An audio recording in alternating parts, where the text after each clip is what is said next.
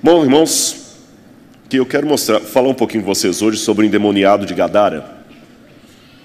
E eu quero mostrar a última peça que o Museu de Arqueologia do NASP adquiriu. Na minha mão aí está um pequeno amuletozinho de bronze, vindo de Jerusalém, datado de 2000 anos, da época romana. E eu vou explicar melhor durante o sermão para vocês, mas esse amuleto é um porquinho, ou um filhote de javali, pequenininho. E ele pertenceu, provavelmente, a algum soldado romano dos que estavam estacionados em Jerusalém. Provavelmente na época em que Jerusalém foi destruída. Antes que eu explique o porquê de nós sabermos que esse porco pertenceu provavelmente a um soldado romano de 2000 anos que trabalhava em Jerusalém, eu vou explicar as razões durante o sermão. Eu queria que você fizesse agora uma reflexão religiosa comigo. Não apenas você que está aqui, mas eu também não posso deixar de mencionar você que está em casa, que está assistindo esse sermão, e que eu quero, em nome de Jesus, que o Espírito Santo toque em você agora onde quer que você esteja. Aqui em São Paulo, em outros estados do Brasil, no mundo, que você seja tocado por essa mensagem. Ainda que você não esteja assistindo ao vivo, que seja uma gravação da internet, mas que Deus toque no seu coração. Voltando à reflexão, imaginem 2000 anos atrás, o dono desse amuleto, um soldado romano, andando pelas ruas de Jerusalém. Quais são as pessoas com as quais ele conviveu? Em quantas mãos esse porquinho de bronze passou? E um porco em Jerusalém, que coisa é essa? Eu imagino que ele passava, e depois que ele passava, as pessoas ficavam de cabeça baixa, e depois que ele passava, cuspiam no chão. Que eles odiavam a presença dos romanos ali. E os judeus odiavam porque eles ficavam sempre vendo a insígnia romana e questionando por que Deus não age. E a introdução desse sermão parece ser uma contradição à música que o Kaká cantou e à música que o coral de Angola cantou. Porque o coral cantou de gratidão, nós também cantamos de gratidão. Ontem o pastor Arilton fez um sermão sobre gratidão, o pastor Jimmy falou de gratidão, e você cantou que Deus cuida de mim. Mas eu imagino que durante esse momento alguém aqui, ou através da internet, ficou pensando, não cuida não. Se Deus cuida de mim, por que eu recebi esse laudo de câncer? Se Deus cuida de mim, por que Ele não prometeu, por que Ele não protegeu daquilo ali? Se Deus cuida de mim, eu não sou leitor de pensamento, não sou profeta, não sou filho de profeta, mas eu posso sentir que talvez aqui nesse auditório, muita gente no sentimento está contradizendo o que foi contado. Deus cuida de mim, Deus cuida de vocês aí da frente que estão com a vida ganha. Deus não cuida de mim. E os judeus daquela época, vendo aquele romano carregando aquele amuleto de porco pelas cidades, perguntam, será que Deus cuida mesmo do seu povo? Por que Ele não volta? Por que Ele não age? Por que Ele não faz alguma coisa? Já que eu tenho que levantar uma problemática nesse sermão, eu recebi um livro sobre o sábado de 1919. Será que Guilherme Stein, quando estava recebendo a publicação desse livro, imaginaria que nós chegaríamos a 2018 e Jesus não voltou? E o mundo cada vez mais caótico. Essa semana foi uma semana de notícias trágicas. E por que Jesus não volta? Eu estou vendo aqui o Dr. José Carlos Amos, sou meu professor de Apocalipse. Eu nunca esperava, pastor José Carlos Amos, que eu veria o senhor aposentado e eu pregando aqui, já contando o tempo de obra. Eu pensei que Jesus ia voltar antes da gente sair do IAN. 2, ele também. Aliás, eu acho que muitos dos pastores que estão aposentados aqui, pastor Zeferino foi o diretor lá, eu acho que muitos de vocês, quando fizeram teologia, não imaginariam estar um dia jubilados. Talvez alguns de vocês foram fazer teologia com o pai falando assim, não perca tempo com isso, Jesus vai voltar antes de você terminar o curso. E por que Ele não volta? Irmãos, nós temos que fazer as perguntas certas, por que Deus não age? Algumas pessoas perguntam, teólogos têm dúvida de fé? Porque respondem a tantas perguntas, né? Eu falo com vocês que nós temos muitas dúvidas, sim. E antes que você pense, puxa, Rodrigo, então agora tem que tirar do púlpito. Você está admitindo que você... Não é à toa que um dos livros que eu escrevi, o título é O Ceticismo da Fé. Porque às vezes é preciso duvidar para crer. As dúvidas de fé não me fazem perder a confiança em Deus, mas são dúvidas que me dão certa angústia. Por exemplo, a dúvida do Cristo na cruz do Calvário. Deus meu, por que me desamparaste? Foi uma interrogação. A dúvida de Deus, por que Ele não livrou alguns acidentes que nós ouvimos. A dúvida, por que Ele não Graças a Deus ele livrou o pastor Jimmy, que está aqui contando testemunho, mas ele não livrou outras pessoas. Por que, Senhor? Por que o Senhor não age? E no passado, eu não fico com vergonha de expressar para os irmãos que às vezes eu tenho essas dúvidas por dois motivos. Primeiro, porque assim eu relembro a você que quem está pregando aqui é um ser humano como você, não uma máquina. E em segundo lugar, porque quando eu abro o livro sagrado, eu encontro eco para os mesmos questionamentos que eu faço em grandes heróis da Bíblia. Querem um exemplo? Já que eu mencionei o pastor Zé Carlos Ramos e as aulas de Apocalipse, eu não sei se aprendi bem a lição, mas vamos ler uma das passagens, Apocalipse capítulo 6, verso 10. Homens de fé. É lógico que isso aqui é um símbolo, porque as pessoas quando morrem, elas não têm mais pensamento, não têm mais sentimento. De maneira simbólica, o Apocalipse apresenta as almas daqueles que morreram como mártires, clamando a Deus. E o que eles clamam? Verso 10, clamaram em grande voz, dizendo: até quando, ó soberano, santo e verdadeiro, não julgas e não vingas o nosso nome dos que habitam, o nosso sangue, dos que habitam sobre a terra?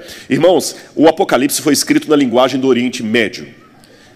E vocês notaram ontem, os que estavam aqui, quando o Leonardo Gonçalves começou a cantar uma das músicas, alguns israelenses que estavam aqui na frente, eu até fiquei com medo do pessoal se escandalizar. Eles levantaram e começaram a... Irmãos, eles não estavam ofendendo a igreja. Eles não estavam entendendo por que a música estava cantando e ninguém estava celebrando. Aquela é uma música de casamento. Tem que ser celebração, por isso que ele levantou e começou a... É o estilo do Oriente Médio. O Shabat, quando eles vão receber no Muro das Lamentações, eles começam a cantar. David, Melech, Israel. E eles pegam você e começam a fazer roda. O Shabat é uma festa. Eles cantam. E quando estão bravos também, eles expressam. Eles falam rápido, alto, mesmo numa conversa normal. Se eu viro para o pastor Martini e falar: pastor Martini, dá para a gente fazer isso? Não, Rodrigo, não dá, tudo bem. Se fosse no Oriente Médio, como não dá? Não dá. Seria mais cheio de gestos e mãos e falas altas, e não é briga, é normal. Então, pensando nesse contexto do Oriente Médio, nesse jeito deles agirem, o texto que eu acabei de ler não é dito com voz de frequência modulada: ó santo e soberano, até quando não julgas o nosso sangue dos que habitam sobre a terra? Não, João escreveu numa perspectiva do Oriente Médio. Eles estavam clamando mesmo: ó Senhor, até quando? É aquele clamor do salmista: Senhor, até quando o Senhor deixará os ímpios pisar em Jerusalém? É aquela oração que, se eu fizesse aqui, iria assustar muita gente. Senhor, até quando o Senhor vai deixar o inimigo zombar de nós? Onde é que está a sua promessa? É reclamar mesmo. Tem uma palavra em hebraico para isso, intraduzível, chama chutzpah. Chutzpah é uma audácia, é uma confiança, é aquilo que você fala como aquela viúva que foi atrás do juiz iníquo até aceitar. Chutzpah é pedir realmente. Então esse clamor, essa dúvida de fé que eu estou falando, que eu levanto aqui, não é problemas com a minha doutrina, não é problemas com a minha identidade adventista ou cristã, não é perda de confiança em Deus, é chutzpah, é clamar: Senhor, o Senhor prometeu que ia voltar. E você tem que fazer essa oração. E os judeus daquela época também faziam. Mas vocês sabem que quando o povo tem esperança e quer demais alguma coisa, oportunistas acabam aproveitando a oportunidade. Desculpem a redundância. O pleonasmo é proposital.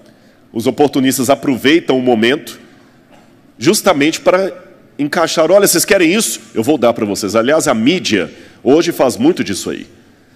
Em alguns casos, propaganda é uma maneira inteligente de convencer você a comprar aquilo que você não precisa com dinheiro que você não tem, para mostrar a quem você não ama aquilo que você não é. E naquela época já havia essa mídia. O povo quer o quê? O Messias. E o Messias não vem. Essa moeda que faz parte do acervo do UNASP, eu espero que você conheça o Museu de Arqueologia Bíblica do UNASP, o único da América Latina, e orem pela construção do museu. Essa semana nós conseguimos aprovação na Lei Rouanet. Em nome de Jesus. Quando digo nós, eu estou colocando nós, não é simbólico não, é porque não sou eu sozinho. Tem uma equipe trabalhando aí, tá certo? Então, em nome de Jesus, nós vamos em breve ter... O acervo nós temos uma Ferrari, não tem garagem. E essa é uma das moedas que temos no nosso acervo aqui, uma moeda original de Herodes. E o que me chama a atenção são duas coisas. Ah, não adianta, o laser não vai funcionar. Vocês percebem então um capacete? Do lado esquerdo tem o nome Herodes Basileus, que seria Herodo Basileus, rei Herodes. E do lado de cá tem um capacete com uma estrelinha. Essa estrela é identificada por muitos como um símbolo messiânico. Herodes se proclamava Messias. E sabe onde é que está a prova? Lá onde está escrito Herodes Basileus, o rei Herodes, você percebe que tem um P com uma cruz embaixo? Na verdade não é um P, são duas letras gregas, o Ri e o Ro, que é a abreviatura da palavra Christos. Então Herodes dizia, eu sou o Cristo de vocês. Mas o povo se frustrou logo ao ver que Herodes não podia ser o Cristo. Na época de Adriano veio Bar Corba e também cunhou moedas para ele. Bar Corba era um líder revolucionário que prometia livrar os judeus dos romanos. E na moeda de Bar Corba você tem o templo, e lá no topo do templo o que você tem? A estrela messiânica. Então o povo sabia que uma estrela acompanharia o nascimento do Messias. Por isso que Jesus também tem uma estrela.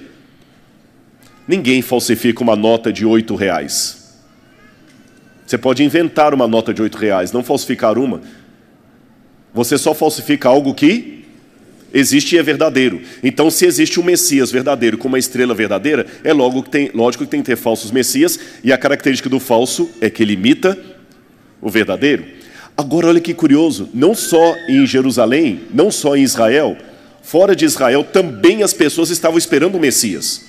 Os romanos pensavam que esse Messias seria Otaviano Augusto, César.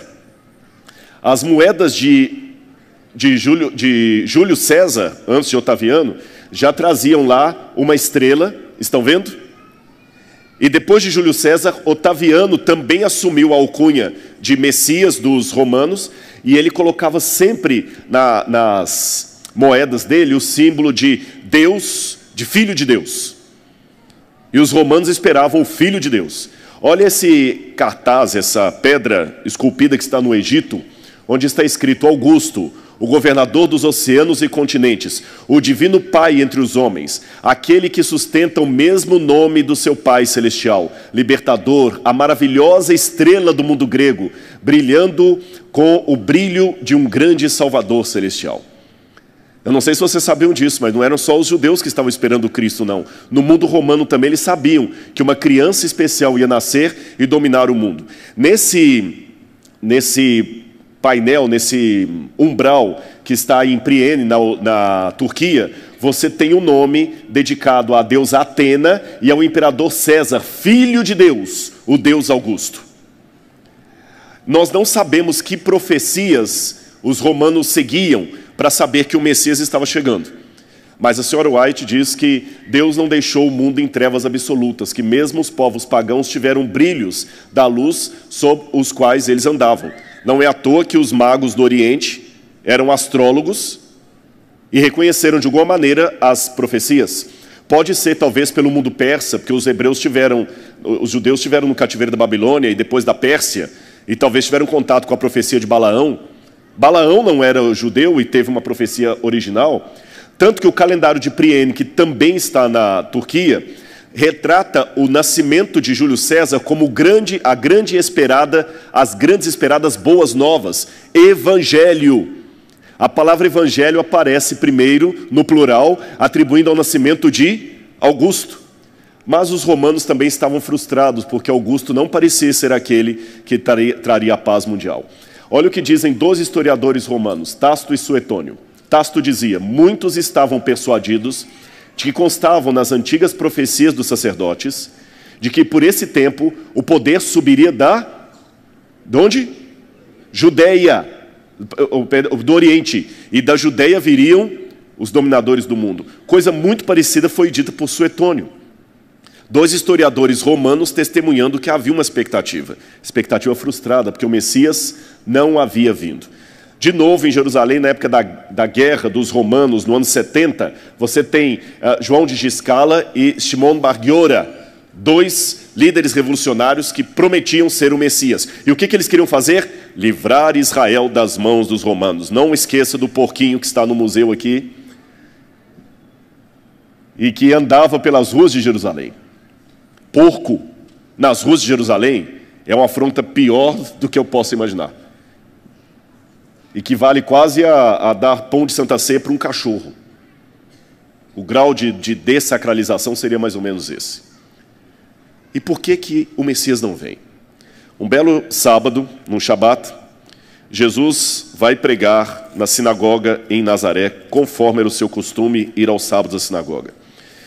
E capítulo 4 de Lucas, abram sua Bíblia comigo, por favor. A partir do verso 16 em diante, Jesus diz assim: indo para Nazaré, onde fora criado, entrou num sábado na sinagoga, segundo o seu costume, e levantou-se para ler.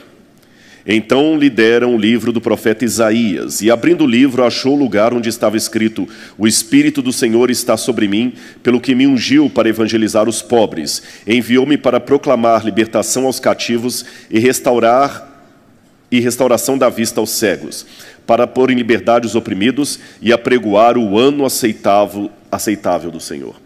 Depois que Jesus terminou de ler, ele entregou para o mestre de cerimônias a Torá e sentou-se. Naquele tempo, diferente da cultura de hoje, a pregação era feita sentada, porque coisas importantes não podem ser ditas em pé, com pressa. Vendo Jesus as multidões, subiu ao monte e, como se assentasse, aproximaram-se seus discípulos. Não é à toa que o professor é chamado de catedrático, ensina da cadeira. E Jesus, sentado, começou o sermão dele e falou algo que enfureceu os judeus daquela época. Hoje se cumpriu essa escritura. Hoje eu proclamo o ano aceitável do Senhor. A redenção chegou. O pessoal ficou desesperado. E queriam apedrejar Jesus. Por quê? Jesus está querendo brincar com os nossos sentimentos? João de Giscala e Simão Bar-Giora não haviam aparecido ainda. Mas havia tido outros no passado que já tinham sido combatidos, como Judas da Galileia. No ano 6 depois de Cristo, teve um líder chamado Judas da Galileia, que o livro de Atos dos Apóstolos até faz menção dele. Esse Judas da Galileia, ele queria prometer às pessoas que eles seriam redimidas por ele e que ele era o Messias. Os romanos chegaram, mataram Judas da Galileia, prenderam, depois mataram, e mataram várias pessoas na Galileia. Então as pessoas tinham trauma desses sujeitos que chegavam dizendo ser o Messias, e Jesus não tinha nada. Falaram: mais um para nos iludir, vai embora daqui. Seria equivalente a aparecer alguém agora marcando data para a volta de Jesus. Não queremos ouvir você. Só que eles, como são passionais, lembra que eu falei isso? Eles quase apedrejaram Jesus. Eles tinham uma convicção que o Messias deveria vir, mas junto com a convicção tinha uma grande angústia, porque Roma estava ali. E se tinha uma coisa que os judeus tinham pavor na época de Cristo, e que marcava para eles a sensação de que as promessas de Deus não estavam sendo cumpridas, era a presença romana ali em Jerusalém e em todo o território da Judeia e Galileia. Pérea, Samaria, embora os samaritanos eles odiassem. E a legião romana chegava com pompa. Os que mais se destacavam eram os soldados da 10ª Legião Fretenses. Que legião era esta? Essa legião foi fundada por Júlio César, e na época das guerras romanas, ela lutou ao lado de Pompeu, e ela foi vitoriosa no Estreito de Messina. E por causa disso, ela foi apelidada de Fretenses. Fretenses, em latim, você tem fretum, o Estreito do Mar. Então, Otaviano Augusto, quando se tornou o primeiro imperador de Roma, ele pegou a legião mais importante que ele tinha e, em homenagem a Júlio César, falou: essa legião será a 10ª legião. E se chamará 10ª Legião Fretenses, a 10ª legião dos homens do mar. Dos homens que vencem no mar. Guarda essa informação porque ela é importante. A 10ª legião dos homens que vencem do mar. E quando Pompeu conquistou a região da Judeia e da Galileia, sabem quem que Roma destacou para cuidar da região ali? A 10ª Legião Fretense. Por quê? Os judeus eram pródigos em fazer rebelião. Você sabe da história. Aquele povo é complicado, pensavam os romanos. Eles sempre fazem rebelião, uma rebelião atrás da outra. Então vamos mandar a melhor legião romana para ficar tomando conta lá, para não ter problema. Só um avanço na história para ilustrar para vocês. Jerusalém foi destruída no ano 70 pela 10ª Legião Fretense. E quando eles destruíram Jerusalém, sabe o que eles fizeram para os judeus não voltarem? Eles construíram casas e ficaram morando ali. Eles ficaram 400 anos na região dos judeus. Esses tijolos que vocês estão vendo são tijolos feitos pelos soldados romanos para cobrir a casa dos romanos que ficaram instalados em Jerusalém para impedir que os judeus voltassem a morar ali. Agora, me chama a atenção, você vê na primeira, esse é chamado tégula, em latim, tégula é uma telha. A primeira telha de lá tem escrito, ó, L, X, fre. Estão vendo lá? L de legião, em latim, legio. X, décima. E fre de fretense. E do lado de cá você tem também, ó, legião, tá certo? Letiones, em latim, décima, F de fretenses. Em cima está o primeiro símbolo da legião, um barco. Lembra que eu falei que eles eram os vitoriosos do mar? Fretense. Você não fala da frota marítima? Fretense, frota.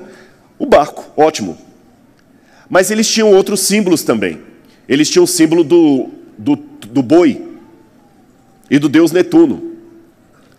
Mas vocês sabem que todo time de futebol, galera, sempre tem um mascote.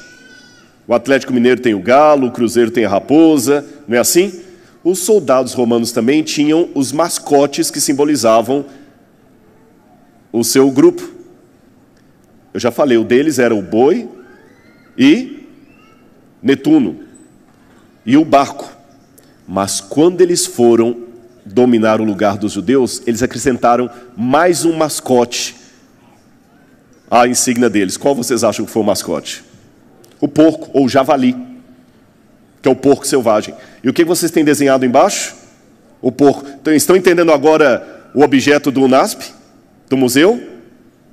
O porco era um dos amuletos da 10ª Legião Fretense. Eles tinham vários. A gente encontra moeda que eles fizeram com o javali, quando eles estavam lá em Israel. Broche, estão vendo o broche lá no canto, com o javali, e a nossa peça aqui do museu do UNASP.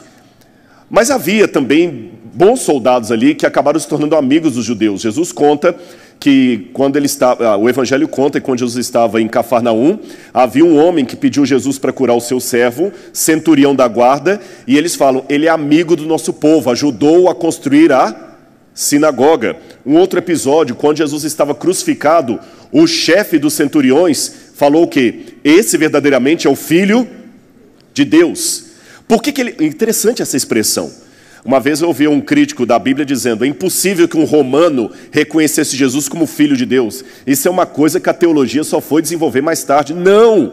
Lembra que eu falei que os romanos estavam guardando o grande criança especial, César Augusto, e que eles chamavam Augusto de quê? Filho de Deus. Então, quando ele viu o Cristo crucificado, falou, então não é Augusto, esse é o Filho de Deus. Deixa-me passar mais algumas coisas aqui, porque o horário está correndo, mas a 10ª Legião Fretenses, os homens eram baixinhos, mas eles tinham que carregar muito peso, viu, pessoal? Eram mais ou menos 2.000 homens em cada grupo legionário. Alguns colocam de 4 a 5 mil homens aproximadamente, alguns colocam 6.000 homens, e eles tinham que carregar bastante peso. Por exemplo, eram, deixa eu ver ali, 1,68 m era a medida deles, andavam 37 km por dia a pé e carregavam 36 quilos de armadura. Então eles eram potentes. Mas, além, 3 coisas, 3 angústias dos judeus na época de Jesus. O Messias nunca veio, e para eles não veio até hoje, por isso que tem o Muro das Lamentações, lamentam que o Messias não veio e não tem o templo. Em primeiro lugar, o Messias não veio. Segundo, temos que aguentar a humilhação dos romanos desfilando aqui com insígnia de porco para todo lado, a 10ª Legião Fretenses. E terceiro, eles viam os líderes da religião fazendo barganha com os romanos. Temos informações históricas que Anás e Caifás e a família sacerdotal dos saduceus se mantinham no poder graças a acordos políticos com os romanos. O próprio Herodes, que era odiado, bandeou para o lado dos romanos. E de novo a angústia. Por que que Deus não faz nada? Eu volto à pergunta original desse sermão. Apenas para mostrar para você que aquelas perguntas que eu esbocei na introdução dessa pregação são perguntas que já eram feitas 2.000 anos atrás, na época em que o Salvador pisou na terra de Israel. por que Deus não faz nada? Já passamos o cativeiro, já estamos cansados. Meu avô morreu esperando o Messias e o Messias não vem. Daniel, imagina alguém perguntando, Daniel morreu séculos atrás esperando o Messias e o Messias não veio. Isaías morreu falando da criança especial e já passou 700 anos da morte de Isaías, pensando na época de Cristo, e o Messias não veio. Até que teve um episódio curioso, que eu quero ler com vocês. Mateus capítulo 8, versículos 28 a 34. Jesus estava pregando, e a Bíblia diz que, Mateus 8, 28 a 34, que tendo ele chegado a outra margem, à terra dos Gadarenos, vieram ao seu encontro 2 endemoniados, saindo entre os sepulcros, e a tal ponto furiosos, que ninguém podia passar por aquele caminho. E eis que gritaram, que temos nós contigo, ó Filho de Deus? Vieste aqui atormentar-nos antes do tempo?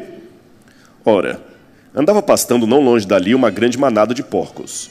Então os demônios lhe rogavam, se nos expeles, manda-nos para os porcos. E depois ordenou-lhes Jesus. Eles, saindo, passaram para os porcos, e eis que toda a manada se precipitou despenhadeiro abaixo, para dentro do mar, e nas águas pereceram. Fugiram os porqueiros, porque, chegando à cidade, contaram a estes todas as coisas que aconteceram aos endemoniados. Então a cidade toda saiu para encontrar-se com Jesus, e vendo-o lhe rogaram que retirasse da terra deles. Eu não vou entrar no mérito da questão aqui, para não fugir do meu tema, mas alguns pequenos problemas aqui, exegéticos. Um deles é que, se você ler Lucas e Marcos, eles falam de gadarenos e gerasenos. Gadara, Gerasa, até Gergesa, uma variante textual. Para resumir isso aqui, sem complicar demais e fugir do foco do meu sermão, apenas digo para você que essas variantes não devem nos assustar. A Bíblia não fala que o episódio aconteceu na cidade de Gadara. Foi em algum lugar à beira-mar. E à beira-mar não existe nenhuma cidade de Gadara. O lugar mais provável da cidade de Gadara, nós temos 2 sugestões. Um seria ali embaixo, não sei se dá para vocês verem, que dá mais ou menos uns 8 quilômetros da costa. E há outros que pensam que a cidade de Gerash, que seria a capital de todo o lugar dos Gerasenos, é uma cidade que hoje fica na Jordânia, a 50 quilômetros do Mar da Galileia. Então é muito improvável, do ponto de vista geográfico, que a história tenha acontecido na cidade. E se você olhar bem, a Bíblia não fala que foi na cidade, fala que foi na região, no país. Então é como se eu contasse assim, algo aconteceu na região, no estado de São Paulo. E depois que isso aconteceu, imediatamente foram e comunicaram ao governador de São Paulo, que veio. Ele pode estar, São Paulo está com 180 quilômetros daqui, mais ou menos, não é isso? 180, 190 quilômetros. Eu não estou falando que aconteceu lá na capital, na região de São Paulo. Se eu falei região de Engenheiro Coelho, não é bem Engenheiro Coelho. Então, na minha opinião, esse episódio aconteceu em algum canto ali no Mar da Galileia. Alguns pensam que pode ter sido até ali em cima, onde está apontado ali, tem um sítio arqueológico provável. E a Bíblia só faz a referência à região. Por isso que um evangelista fala Gerasa, o outro fala Gadara. Tudo bem até aí? Não é contradição. Outro problema. Era um endemoniado ou 2? 2. Mas por que só Mateus menciona 2? No Oriente Médio, nem sempre você contava mulheres e crianças. Podia ou não contar. Lembra o milagre da multiplicação dos pães? Havia ali 5.000 homens. Aí um evangelista fala, fora mulheres e crianças. Mateus era mais meticuloso. Era contador, né? Sabia de contas, né? Provavelmente seria um homem e uma criança, ou um homem e uma mulher. Por isso que ele fala 2 e os outros só mencionam 1. Ficou claro também isso aí? Ok. Continuando a nossa história, agora eu quero terminar o meu sermão falando uma coisa interessante para vocês. Marcos ouviu falar essa situação. Você sabe que provavelmente o Evangelho de Marcos foi escrito sob influência de Pedro. Então Marcos não estava presente na cena, mas Mateus estava. Então Mateus contou a coisa como aconteceu. Eu, Rodrigo, particularmente acredito que a história é verdadeira em todo sentido. Alguns críticos da Bíblia que pensam que isso aí é sensacionalismo. Não, não é. Nós temos muitos indícios históricos, eu não vou dá-los aqui, que os evangelhos são um relato histórico fiel. Tudo bem? Então eu repito perante a igreja, o episódio aconteceu. Houve 2 demoniados na região, Jesus curou aqueles homens e os demônios foram para os porcos e os porcos precipitaram o mar abaixo. Eu não tenho dúvida disso. Mas o evangelho de Marcos tem uma característica específica em relação aos outros evangelhos. Ele é irônico. Por exemplo, Marcos, que conta de todos que naquele milagre do mar se agitando, Jesus tinha um travesseirinho debaixo da cabeça. Marcos é um evangelho irônico. E você sabe que a ironia é um tipo de inteligência especial que só pessoas muito inteligentes percebem. O tolo não percebe a ironia. E Marcos, quando escreveu esse evangelho, provavelmente pelo ano 52, 55, é a data que eu trabalho. Eu sei que alguns colocam Marcos lá no ano 65. Eu acho que Marcos deve ter sido em torno do ano 50, foi o primeiro evangelho a ser escrito. Marcos, quando escreveu isso, ainda vivia à sombra daquelas pessoas que não aceitavam Jesus como Messias, porque ele não trouxe a paz que Israel esperava. Não livrou os romanos, não livrou Israel dos romanos. Jerusalém ainda tinha romano desfilando lá com insígnia de porco para todo lado. Então o que Marcos fez? Marcos provavelmente está na base do evangelho de Lucas. Lucas pesquisou. Mateus pode ter usado Marcos também, mas Mateus não precisava usar Marcos em tudo, porque muita coisa Mateus viu pessoalmente. Lucas não viu, então Lucas usou como fonte Mateus e Marcos. Entenderam isso aí? E o que Marcos faz ao contar a história? Ficou claro para a igreja e para você que está em casa, que eu creio que a história é verdadeira e que aconteceu e que houve um milagre e os demônios saíram. Mas eu posso contar uma história verdadeira de maneira irônica. Querem um exemplo? Imagina essa situação. Um pai chega desesperado porque o filho está fora da igreja, não respeita o pai tenta todo pastor para ir lá, e o filho não quer saber, ele está revoltado com a igreja. Aí o pai vem pedir socorro para os irmãos, para alguém ir lá salvar o filho dele, que agora está misturado nas drogas e não aceita ver a igreja, não acredita em pastor, não acredita em ninguém. Aí alguém conta essa história assim, claro, não tinha por onde. Quem fica comendo pregador à milanesa depois do culto, os filhos realmente têm indigestão espiritual depois. Vocês entenderam a minha ironia? O que eu quis dizer com essa ironia? Que aquele pai tinha o costume de chegar em casa e ficar malhando o pregador. Os filhos cresceram ouvindo o pai criticando pregadores. Obviamente eles perderam o quê? A confiança na igreja. Isso é real. Mas quando eu disse, fica comendo pregador à milanesa depois do sermão e os filhos têm indigestão espiritual, isso é literal? Isso é simbólico. Ninguém comeu, ninguém foi antropófago comendo alguém. Eu contei uma história verdadeira, mas eu joguei uma ironia para ensinar uma mensagem. Marcos faz isso. E quer ver a ironia de Marcos? Na ironia de Marcos, a primeira coisa que me chama a atenção é que quando vai... Primeiro já temos um problema que Mateus também apresenta, que é chamar porco de manada. Na verdade, a palavra... desculpa, eu não estou conseguindo ler daqui. Seria melhor traduzida por rebanho. Rebanho de porco. Mas porco não é rebanho. Outro problema. Porco pasta. Porco pasta? Que eu saiba, porco não pasta. Quem pasta é gado, ovelha, cabra. Porco não pasta. E Marcos ainda coloca aqui. Vamos no evangelho de Marcos para você ver. Marcos capítulo 5.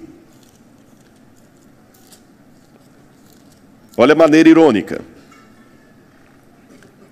Olha como é que Marcos diz aqui. Capítulo 5, versículo 1 a 20.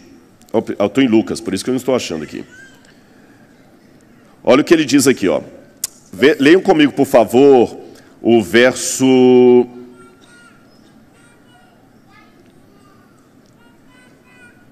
O verso 11.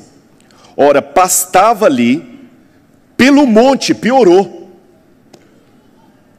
Porque mesmo animal que pasta, não pasta em monte. As melhores gramíneas estão no vale.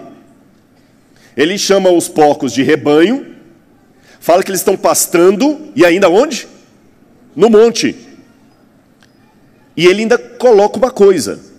Quando Jesus pergunta o nome do demônio, o que é que o demônio responde na versão de Marcos? E depois Lucas vai pegar. Não ouvi? Legião. O que é legião? Legionários romanos. E de onde os legionários romanos vigiavam as cidades? Nos altos dos montes. E o que os judeus mais angustiavam? Os legionários que ficavam nos altos dos montes. Curioso isso. E o que aqueles demônios pedem a Jesus? Que os mandassem aos porcos. Por que o demônio fez isso? Isso é fácil de responder. Por que o demônio pediu a Jesus?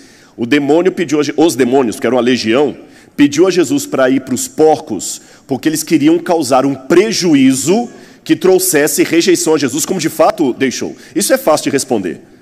A pergunta mais difícil é, por que Jesus atendeu?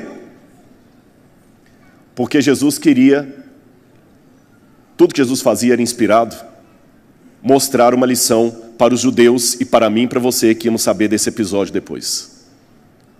Jesus não atendeu porque ele foi enganado pelos demônios. Ele sabia o que estava fazendo. Os demônios foram para os porcos. Aquele povo não era judeu, por isso que eles criavam porcos. Era a região de Decápolis. E os porcos, cheios com a legião, foram ironicamente para onde? Para o mar. Outra coisa interessante, porco, quando assusta, eles debandam cada um para um lado. Esses não, foram todos em direção ao mar. A 10ª Legião Fratensis era conhecida por esse nome por ser especializada em quê? Em mar. E o que é legião?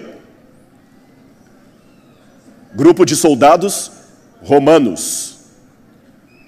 Olha como Deus é sábio. Deus aproveitou uma situação histórica, real, e inspirou o Marcos a escrever aquilo de tal maneira que respondesse aos judeus do seu tempo. Sabe por quê? E tem mais um detalhe que eu não posso esquecer. Na versão de Marcos, os demônios não falam com Jesus: viestes atormentar-nos antes do tempo. Olha na sua Bíblia aqui. Olha como é que eles falam para Marcos. Verso 10, 5 verso 10. Rogou-lhe encarecidamente que não os mandasse para onde? Fora do país. O que Marcos está mostrando aqui? O Messias veio e ele tinha poder para mandar todos os demônios, inclusive a legião romana, para fora do país. Ele tinha poder de fazer com a 10ª Legião Fratensis e sua insígnia de porco a mesma coisa que fez com os demônios, a legião de demônios que foram para os porcos. Ele tinha poder para isso. Tanto é que ele tinha poder que os próprios demônios lhe imploraram para que não os mandasse para fora do país. Se eles imploraram aquilo com medo, é porque ele tinha poder para fazer isso. E sabe por que ele não fez? Porque vocês estão cometendo o mesmo erro dos gadarenos.